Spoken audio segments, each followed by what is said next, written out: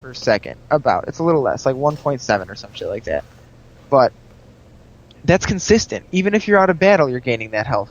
Even if, when you need the health the most, when you're hiding at your tower with 100 health, the Doran's Blade is going to be stabbing you in your own fucking heart. You're going to want to just stab yourself to get some lifesteal out of that fucking piece of shit.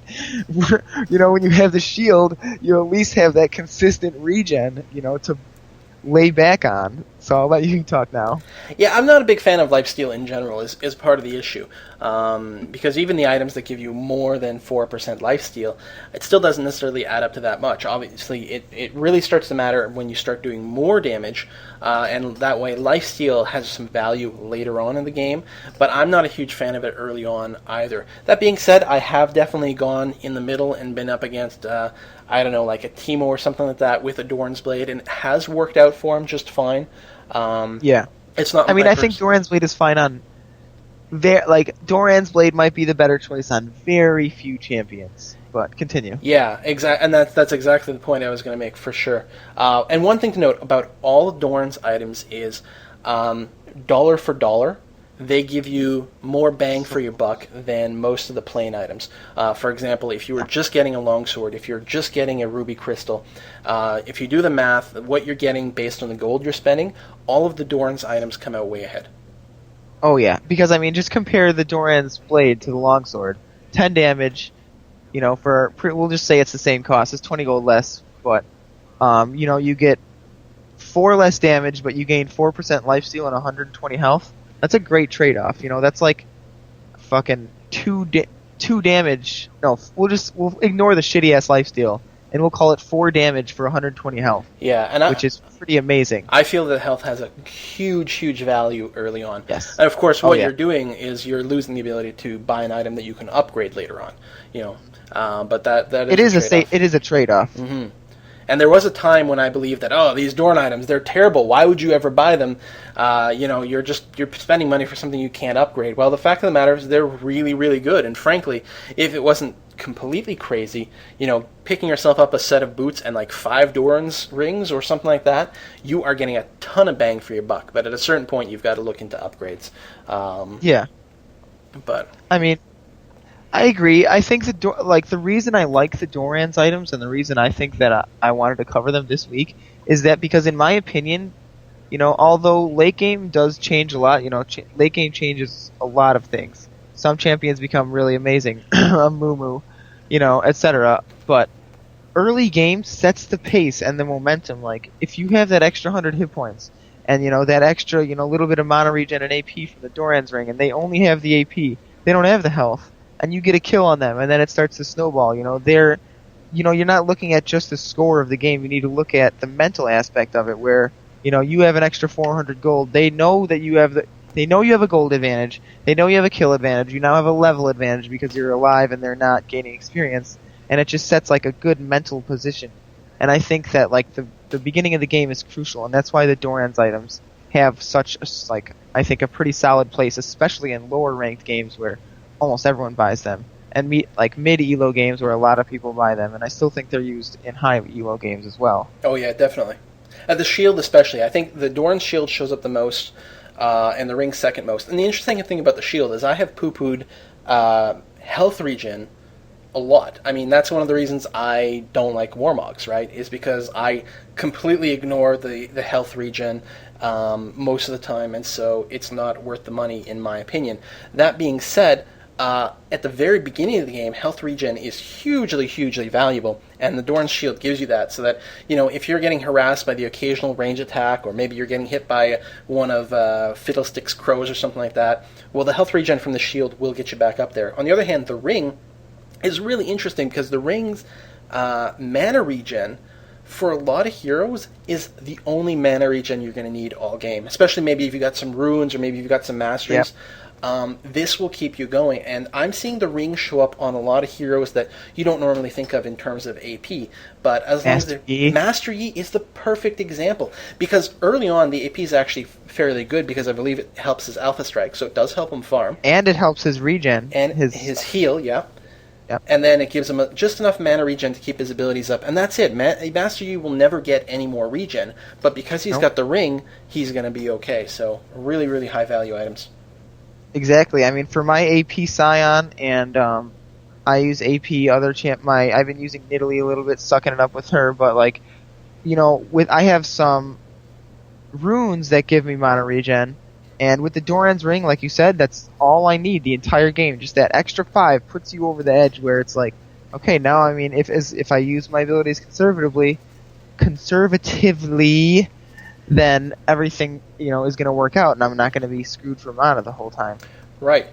Last week when we were talking about the elixirs, we did take a footnote and talk about the 3v3 map, Twisted Treeline, and I think the Dorn's items are really relevant there too, because, and I made this point last week, was Twisted Treeline is so fast, and it involves so many skirmishes, you can't afford to fall behind on your build at any point. You sort of always have to be spending your gold. You can't save up for a big item, is generally the way I feel. And I didn't come up with this idea myself, but watching some of the very high-level replays on solomid.net, 5 Doran's items? Exactly. In fact, it was on a Jax I saw. He had 4 Dorn's blades and his boots, and then his final slot he was using to build something big, I think. Yeah. But then it really does pile up. At that point, the 4 Dorn's blades, he's got an extra 500 health, he is looking at extra 30 damage, and he is packing 20% lifesteal. And by the time you can afford the 5 of them, he's doing a good amount of damage. I think he had Berserker Greaves. Yep. And now the lifesteal has actually added up to be something notable. He's got a good amount of survivability, and more importantly, there's never sort of a window of opportunity to attack. Every time he got 435 gold, he powered up, and that's quite frequent. Yeah, I agree. That's pretty much one thing that is a great memory there for bringing up the Twisted Treeline, and I think these are great items for Twisted Treeline. And you pretty much covered everything I wanted to say there in terms of what the items do on Twisted Treeline, but one thing we haven't covered is our new topic, and that is, you don't have anything else to say on the items, do you? No, sir.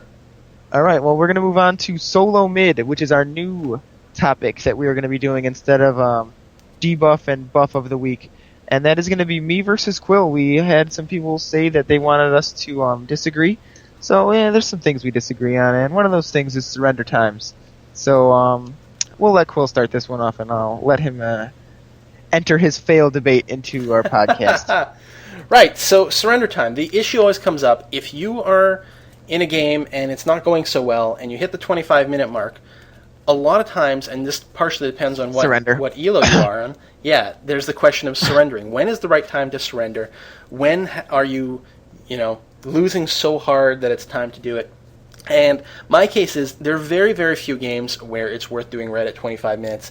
Even if you're behind, you never know when the other team could slip up and you guys could get an ace. Especially if you're behind, it means they're pushing against your base, which means you guys are very likely to be engaging into a team fight when you're at full health. It's very likely happening when they're pushing a turret. So the circumstances are all in your favor to win a big team fight. And late in the game, if you manage to ace or even kill 4 of the people on the enemy team, that's all it can be required for you to push into their base, take out at least one inhibitor, if not go straight for the Nexus.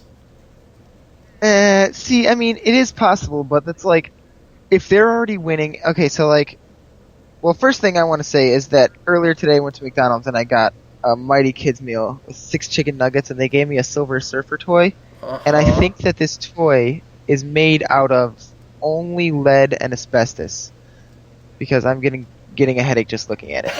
Anyway. Alright, that was a good digression.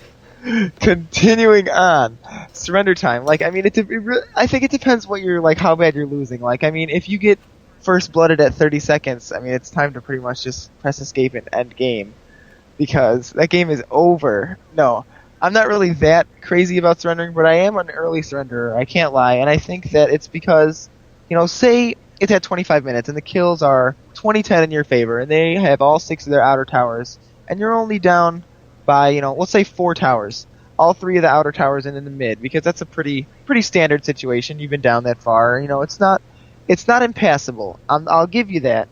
But one thing I won't give you is that it's worth your fucking time to fight that shit out for another 30 minutes when you could just start a new game and win at 25.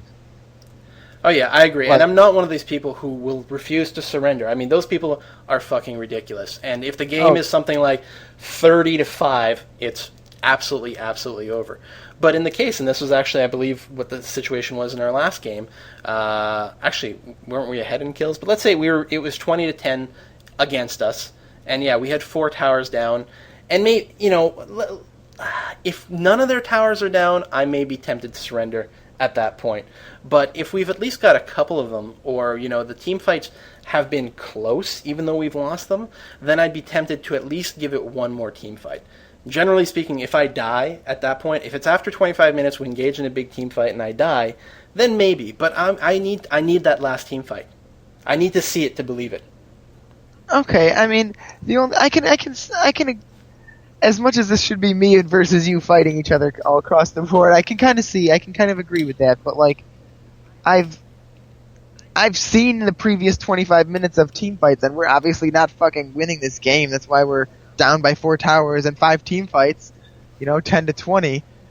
But like, it's just, especially if the team comp is bad, it's just, if you're with a group of 5v5 queue of your friends, you might want to fight it out. But if it's a solo queue, it's just like, who gives a fuck? I'd rather just start a new game. So, yeah. Yeah, well, I mean, if the concern is IP or something like that, then certainly the best thing to do is just to restart a game. But at a certain point, It's not about that anymore. It's about pride, it's about fun, and as long as, you're not instantly it's not dying... fun if you're not winning. Yeah, I don't know, but those comebacks, there's nothing that feels better than those comebacks. And I think that's what it is. It's not necessarily that you're having fun as is. It's that hope that you're going to be able to pull this off and make an incredible comeback. And so I think that until the evidence has come by to be overwhelming that the loss is definitely in the bag, and sometimes that's not even if you lose an inhibitor. Sometimes you can lose an inhibitor and still be like, yeah, but maybe we can do it.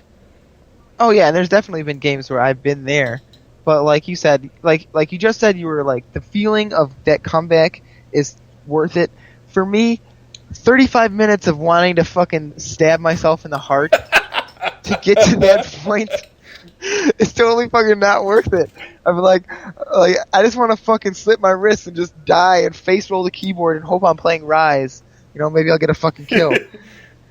And like, it's just, I don't know. I just rather, for me, a better feeling would be to completely rout my opponent in 25 minutes and have them be in the position that I'm in, where they just want to fucking slit their wrists.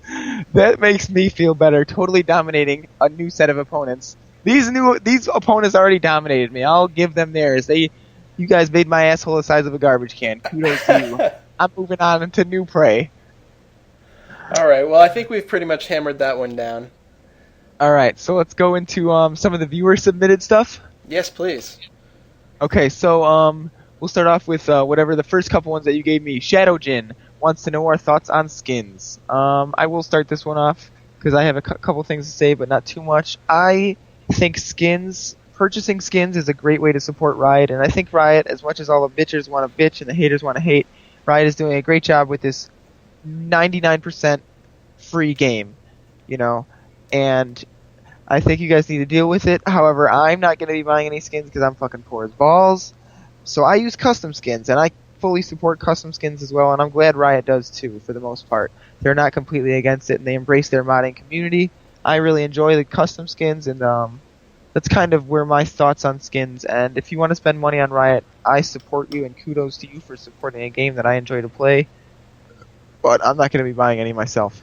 Yeah, absolutely. I do get frustrated when they come out with a new champion and they're like always 6,300 IP, so the quickest thing to do is to buy them. And it's like, okay, we see what you're doing here, and that's not necessarily the nicest to your customer base. But I think skins are a great idea. They don't give you any more power over anyone else who's not willing to spend money. The playing field is even that way. Quick footnote. I'm really glad that Riot doesn't sell power. Like I read that somewhere on their website. They never sell power. Yeah. They don't, like, runes aren't for sale. Champions can technically be considered power, and they do sell those, but like they don't sell runes for IP, so you can't be like a level 1 champion, spend money, and just be the best level 1 champion ever. Right. Now you can buy IP boosts if you want.